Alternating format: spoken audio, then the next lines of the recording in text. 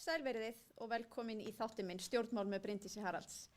Í síðasta þætti vorum við að ræða skimanir og krabbamein við Thor Aspelund, formann skimunaráðs, og ég ætla að halda svolítið svona áfram í þessum heilsumálefnum og lýðheilsumálefnum. Og í dag hef ég fengið til mín hana Marínu Þórsdóttur frá Rauða krossinum. Vertu velkomin. Takk. Og við ætlum aðeins að ræða, eigum að segja, refsilausa stefnu, skaðaminnkun eða hvaða skref er rétt að taka í baráttun okkar, gagnvart fíkniefnum eða fíkniefna neyslu. Og ég nota orðið baráttu því að ég eru eins og örugglega flestir á móti fíkniefnum og hef upplifað það eigin raun að horfa á ættingja falla eftir þeirri leiðilegu braut. En engu að síður þá er það nú þannig á síðustu árum að það hefur verið mikil umræða í alþjóðasamfélaginu öllum það hver er besta leiðin til að fást við fíkniefni og fíknisjúkdóma. Og það er einmitt það, við erum að tala um sjúkdóma og sjúkdómar eiga yfirleitt heima undir heilbrigðiskerfinu og einhverjum leiðum þar, en ekki kannski refsistefnunni. Og þetta er auðvitað búið að vera umræðan í töluvert langan tíma. Sameinuðu þjóðirnir hafa sagt að stríðið gegn fíkniefnum eins og háð var hér á síðustu áratugum sé tapað og það hafi verið röng aðferð og að þjóðir heims eigi að beita öðrum aðferðum með það að leiðarljósi að líta á þetta sé sjúkdóma. Nú, í þessu ríkisstjórnarsamstarfi var tekið á lýðheilsu í stjórnarsáttmálunum eitt af okkar mikilvægi atriðum og meðan annars þá hvernig við ætlum að bregðast við fíkniefnavandanum og tala fyrir svona skaðaminnkandi leiðum. Í framhaldi af því þá lagði Svandís Svavarsdóttir fram frumvarp neyslurými sem fekk töluverða umfjöllun á Alþingi og var samþykkt og það felst í rauninni ákveðin svona ég var að segja frú Ragnheiður sem við kannski komum aðeins, biðjum Marínu aðeins að segja okkur frá eftir sem að Rauði krossinn hefur rekið, að þá verður það svona aðeins fastar í það verið að tala raunverulegt húsnæði, rými, þar sem að aðilar sem að sprauta sig með fíkniefnum geti þá komið, fengi þá einhverja ráðgjöf og aðstoð, heilbrigðisaðstoð með hreinum nálum og öðru þess háttar. Og ég viðurkenni það, ég samþykkti þetta frumvarp, en mér fannst það ekkert auðvelt og ég sagði það í atkvæðaskýringu að mér finnst erfitt að gefast upp svona gagnvart fíkniefnunum og mér finnst ömurlegt til þess að hugsa að einhver fari inn í slík rými og sprauti sig fíkniefnum. En í rauninni er það þetta sem manni finnst ömurlegt til þess að hugsa að einhver ákveð að fara þá leið og það er kannski miklu betra einmitt að það sé í húsnæði þar sem eru heilbrigðisstarfsfólk og hreinar nálar og annað heldur en í einhverju húsasundi. En í kjölfari á samþykkt okkar neyslurýmina þá kallar það þetta á það hvernig á að meðhöndla þar að segja þessa neysluskammta og sumir hafa sagt að það sé ómögulegt að hafa neyslurými öðruvísi en við breytum löggjöfun okkar og gerum þá neysluskammta eða vörslu neysluskammta refsilausa. Aðrir segja að það þurfi ekki endilega til.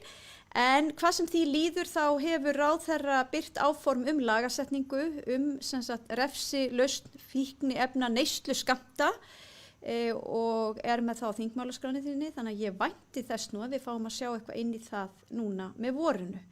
En ég fekk hana Marín Þórsdóttir til að koma aðeins og ræða þetta við mig vegna þess að Marín hringdi í mig hér þegar það var þingmannamál svipað mál, það er að segja Píratar og reyndar þingmenn og fleiri flokkum fluttu mál að gera neysluskammta refsilausa.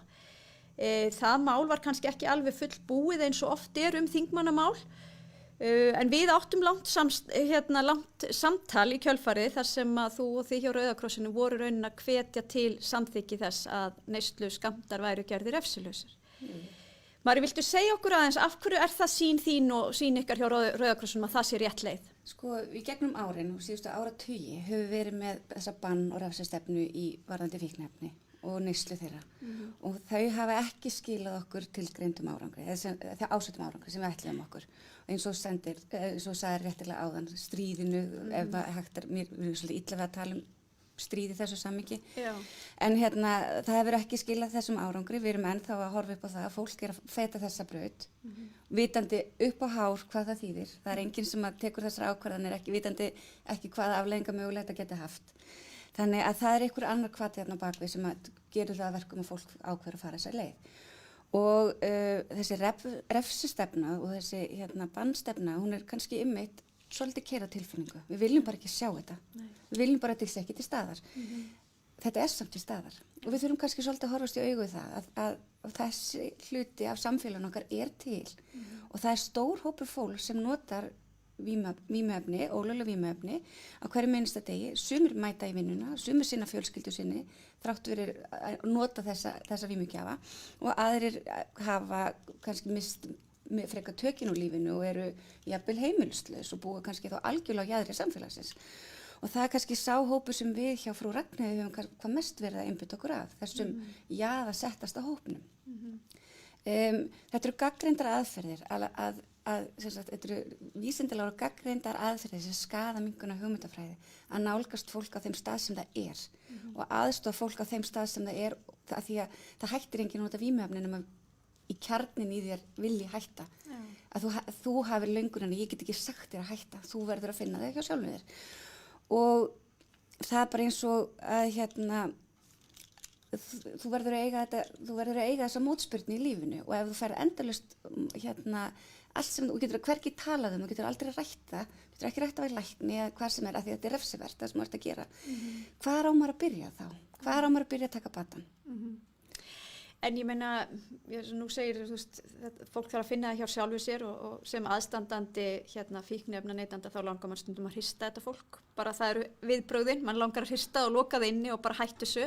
En það eins og þú segir, maður stýrir því ekki því miður og það eitt af því sem maður þarf að sætta sig við sem aðstandandi. En þú varst líka að tala þessa svona ákveðna hringrás sem verður til hjá þeim og nú ætlum ég kannski í þessu tilfelli sérstaklega að tala fólk sem tiltölulega langt leitt að fólk gerir kannski hvað sem fyrir næsta skammt. Svo kemur lögreglan og tekur að því skammtinn. En fíknin fór ekki. Og fráhvörun eru verri. Fráhvörun eru verri og þú ferð bara aftur og gerir hvað sem fyrir næsta skammt. Já, þegar að þú ert eins og segir, fólk sem að lifi frá skammti til skammts og þarf jafnvel að lifa mjög skaðsömu lífi, innbrot, skaða sjálfan sig einhverjum hætti, selja kynlífsþjónustu eða gera sitt líf einhvers konar verra fyrir næsta skammti, svo kemur lögreglan og hirðir hann af þér. Að skaðinn verður bara meiri fyrir einstaklingin. Já. Þannig að þessi verst stöddu einstaklingar koma hvað verst út úr þessari löggjöf og með því að afglæpavæða þetta að þá erum við erum að færa þannig að jaðarsetta hóp örlítið nær okkur. Við erum að gera okkur auðveldara með að mæta þeim þar sem þau eru og þjónusta það af einhverju hætti. Þetta er bara með mannúðinni og eins og þú segir, mér langar að hrista þau og loka þau inni. Kannski væri einmitt ráðið að knúsa þau og hlusta. Já. Ekki það maður gerir það líka en já. En svo alltaf þessi forræðishyggja hjá okkur. Við vitum betur og þú veist. Þau vita manna best, allt það. Já. Þessi einstaklingar, það allir tilbúinir að segja það. Já. En við þurfum kannski að fara einmitt að breyta þessari nálgun og þessari hugmyndafræði okkar að edrúmennska sé það eina rétta. Það hendar fyrir bróðurpartin okkar, langstæsti hópurinn hendar það. En það þarna hópur sem hefur kannski fengið ranga greiningu, einhvers konar, með mikla áfallasögu að baki. Þú veist, það óendanlegar, ómargar, ófáar sögurnar sem þessi einstaklingar hafa á bakinu og við vinnum mismunandi úr áföllum. Systkini geta unnið mjög ólíkt út úr áföllum sem kannski verða fyrir sama áfallinu. Þannig að þetta er svo einstaklingsbundið og sumir geta leyst út í þessa leið til þess að deyfa eða hjálpa sér við að kópa ef maður sletti. En það systkini við liðina og eldra eða yngra tekur einhvern veginn allt öðruvísi á því. En það ekki verra þótt að fara þessa leið. En það bara þið fekk ekki kannski rétt úrræðin fyrir. Já, en þú segir edrúmennska kannski ekki leiðin fyrir alla og þá kannski þetta sem maður svolítið hræddur við. Er það þá bara í lagi að vera undir áhrifum fíkniefna?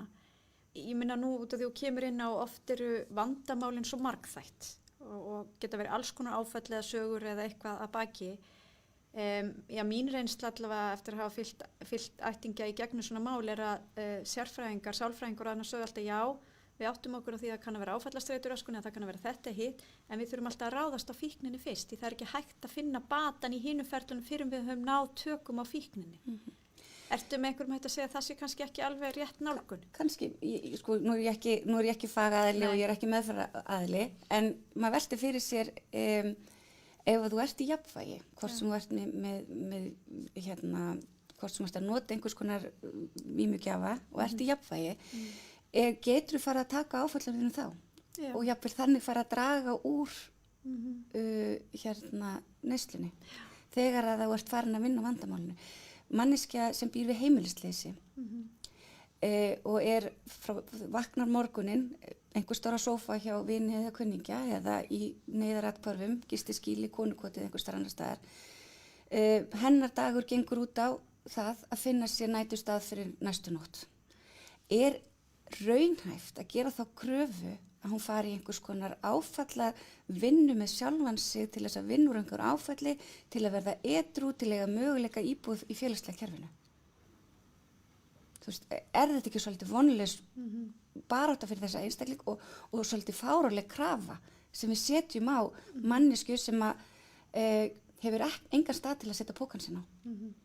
Næturatkvæði, gistiskýli og konukotur eru ekki íbúðarkjarnar. Þetta er fólk, þau eru rekin út á mótnana klukkan 10 og má ekki koma aftur klukkan 5.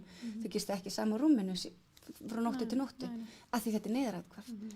Þannig að það er þegar ég kem heim á kvöldin og kasta mér skónum, þar fæ ég hvíldina. En þú ert náttúrulega einmitt að koma inn á þetta og þessu umræða sem hefur verið þetta sem við kallum housing first átaka. Það er ekki aðalatrið að gera þig vímuefnalausan fyrst, heldur húsnæði fyrst. Og þetta kemur kannski að þessum svona bara grunnpíramíta hérna, hvað er það, við þurfum jú að borða og svo þurfum við öryggi og hluta af örygginu er þetta húsaskjól áður en við getum farið að vinna með aðra þætti. En á sama tíma og ég er svo sammála þessu og ég efast að það geri neinum neitt gagn þegar skammtur er tekin af langt leittum fíkli sem fer þá bara aftur í næsta innbrot eða selja sig eða eitthvað annað ömurlegt til að fá skammtinn og maður hugsa við viljum rjúfa þennan hring að þá er það hinhópurinn því þetta er auðvitað sem betur fer mjög fáir þó þeir séu margir sem eru þarna staddir og það er bara almenningur og það er unga fólki okkar og það er kannski svona þessi umræða sem að hefur verið svolítið á undanförnu og mér finnst ég upplifa þannig að maður sjáu þess merki í samfélaginu að það er svona ákveðin normalisering fíkniefna og fíkniefna neyslu. Þannig að það er kannski svona hinn punkturinn maður verður mjög hræddur við það með því að segja já ok, það er ekki lengur refsivert, þá erum við í rauninni að leyfa það og segja að það sé ekki glæpur. Erum við þá líka að segja sér allt í lagi? Sko, ég held að þessi hópur sem er hvað mest jaðarsettur, heimilislaus og er er mjög frábrugðin mér finnst þú verið að lýsa kannski sem partíhópnum, unga fólkinu okkar sem ég bara tala um almenning, bara í þessu landi, bara sko sem lifir sínu venjulega lífi og við vitum það að fíkniefni flæða hér út um allt, ungmenni er mjög auðvelt með að ná sér í fíkniefni, jafnvel auðveldara heldur en áfengi og allt og mörg ungmenni hafi prófað það þó við höfum vissulega náð miklum árangri í forvörnum. Ég bara hugsa verður ennþá meiri, eða hvað ég að segja, minni girðingar, gagnvart fíkniefna neyslu ef við lögleiðum. Sko þau lönd sem að hafa farið í þessa átt, hafa ekki upplifað þetta. Nei.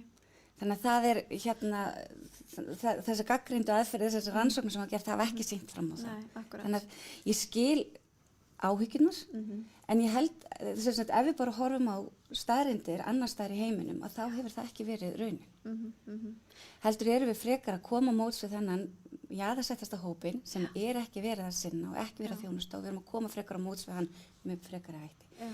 Svo eru ýmsar leiðir bæði bara með ofneyslu sykurs og annað bara harandi heilbrigð lífstíl sem að við þurfum bara að eiga í samtali, stöðugu samtali. Já, akkurat. Og þá ertu að tala um bara almennt þessar forvarnir og við munum kannski fjalla meira um það í þættinu svona út frá lýðheilsu að tala við fleiri út frá þessu.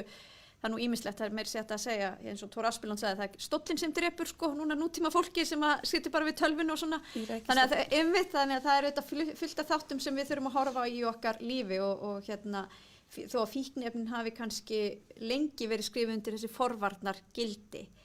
En ertu sammála mér í því að það sé með einhverjum hætti verið að normalisera fíkniefna neyslu, óháð þessu?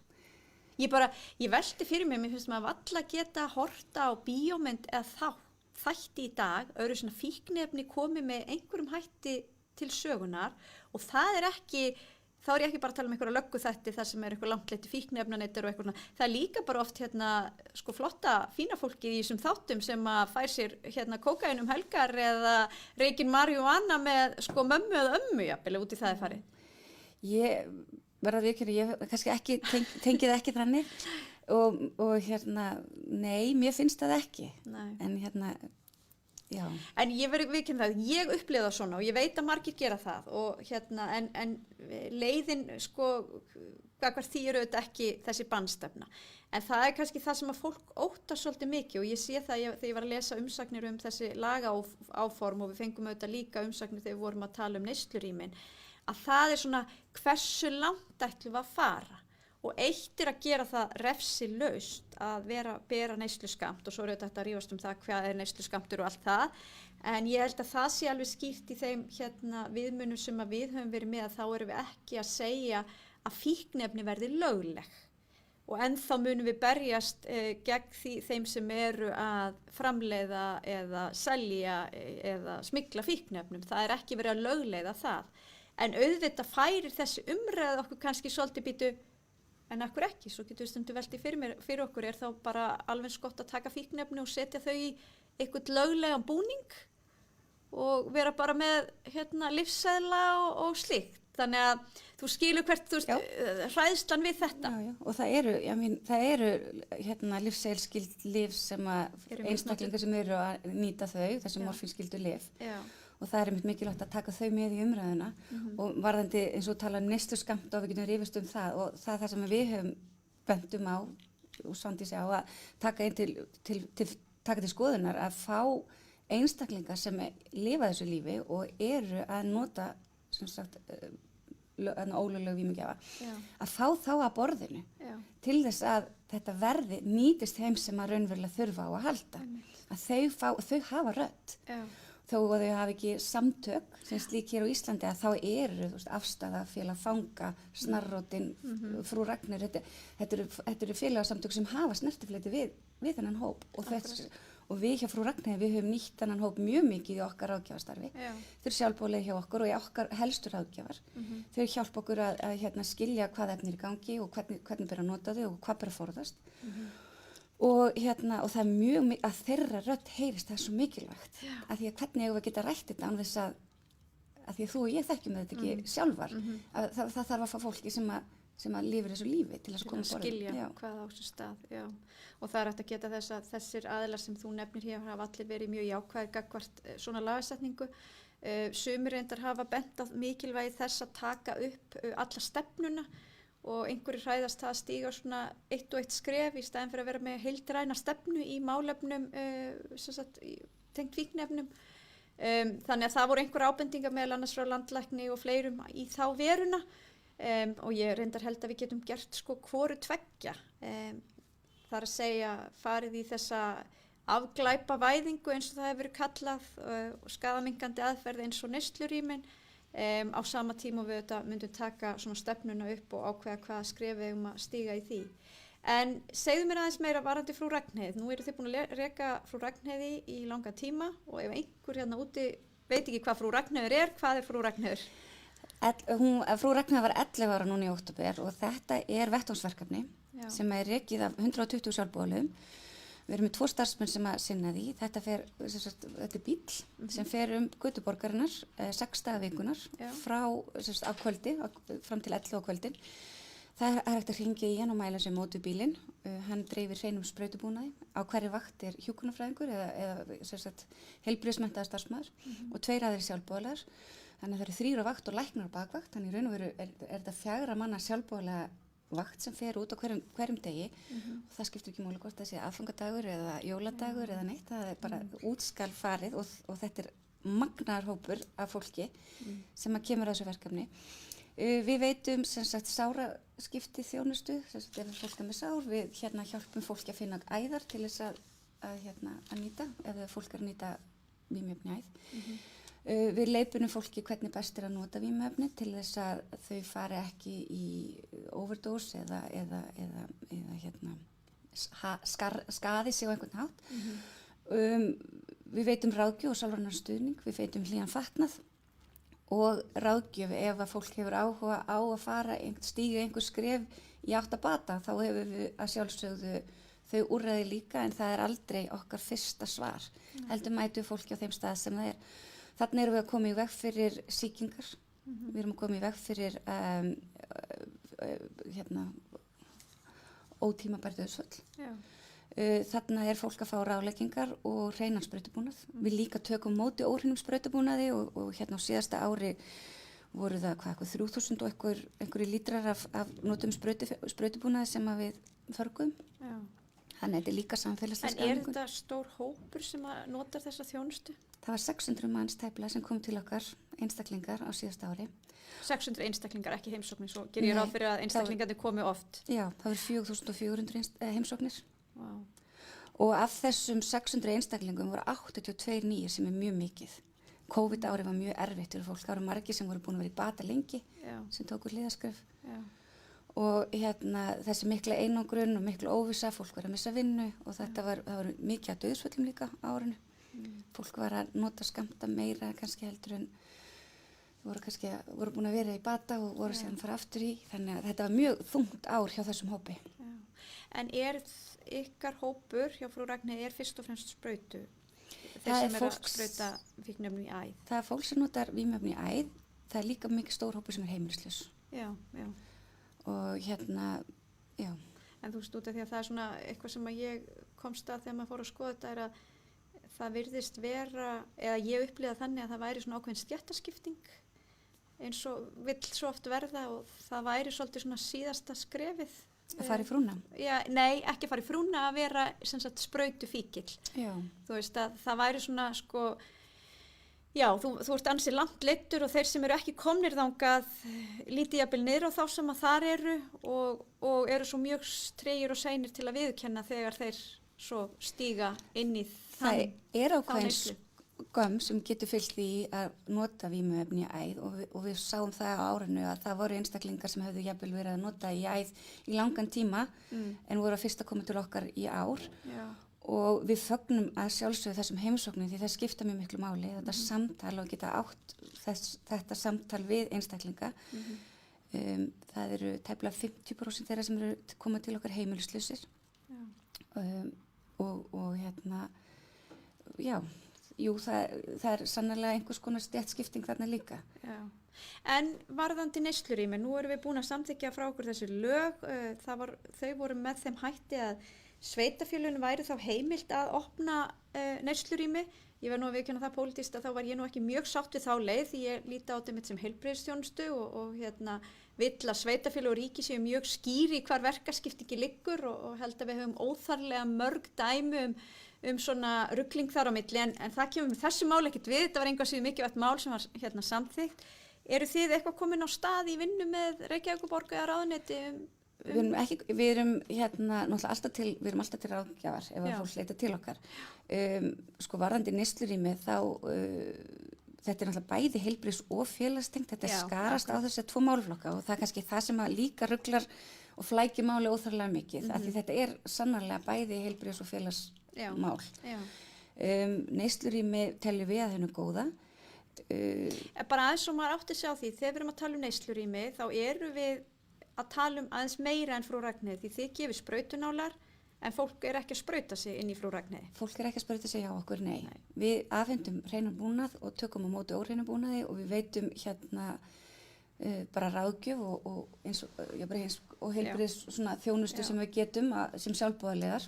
En næsta skref þá við neyslurými er það að fólk neytir efnana inn í neyslurýminu, en kemur sjálf með það. Kemur sjálf með efnið, kemur með þann skamt sem allar nota og getur fengið búnað, það kemur með sjálf með búnað og þar er sem sagt aðstæða til þess að vera í öruggu rými að neyta vímuefna. Já, það er þótt að sé umulegt til þess að hugsa þá er það auðvitað skarra heldur en eitthvað húsasundi eða partí og þá er heilbrigðismettar aðila á staðnum sem getur brugðist við ef eitthvað út af ber. Og það er hægt að ræða líka af hverju þetta og hvernig ætlar að gera það og annars líkt og það er hægt að eiga samtalið og það er alltaf byrjunin á einhvers konar bataferli. Ef við getum viðurkennt stöðuna og viðurkennt vandan sem manneskjan er í, þá er kannski hægt að byrja að eiga samtalið og jafnvel að stíga einhvers skref í einhvers konar bata. akkurat. Og þetta það svona að þú heldur að svona skipti okkur mestu máli í næstu skrefum í hérna þessari... Neyslurými? Já. Ég held að neyslurými myndi gera samfélag okkar mun betra en þeir í dag. Já. Og ég held að afglæpavæðing neysluskammta myndi líka gera samfélag okkar mun betra en þeir. Við erum að taka fólkið okkar sem býr í þessu samfélagi því það hérna og við erum að afglæpavæða það og við erum að taka það inn í samfélag okkar og við erum að bjóða þjónustu af því að í dag erum við að meina þjónustu. Af því að það sem þau eru að gera ólöglegt og við viljum ekki að við vita og við viljum helst íta það frá okkur og loka augunum. Þannig erum við að bjóða þeim inn til okkar og fara þjónustu það eins og þetta. Og það hlutir svona eins og til dæmis með COVID sem gerist. Þau eru sem sagt, þau eru jaðarsett allstar og í heilbrigðiskerfinu. Þú kemur með litla barnið þitt inn á bráðmóttöku og svo kemur með einhver manneskja í annarlega ástæði. Þú ferð í vörn. Já. Og manneskjan sem kemur í annarlega ástæðu, hún full meðvituð að hún á röngum stað og hún að gera þig óþægilega. Henni líður ekki heldur vel. Nei. Þannig að við þurfum að þjónusta fólkið okkar, litla barnið og móðurina á sínum forsendum og einstaklingi sem eru að nota vímuefni á sínum forsendum. Já, akkurat. Þetta velmælt og fær mann til að sætta sig við það að þetta líklega eina leiðin sem að framöndan í þessum málum þegar við erum að fást við fíknina þó að það sé auðvitað mörg að taka og að sama tíma held ég við hljótum líka þurfa að vinna mjög mikið með forvarnargildi að reyna að koma í veg fyrir það að fólk feti þessa braut í upphafi. Akkurat og forvarnir eru ekki plakkut og segja bann. Forvarnir eru að grípa einstaklinga þegar þeir verða fyrir ofbeldi, grípa krakkana sem verða fyrir einelti, grípa fólki sem á við geðraskanir að stríða, veita þá þjónustu strax, hlúa að sinnin okkar.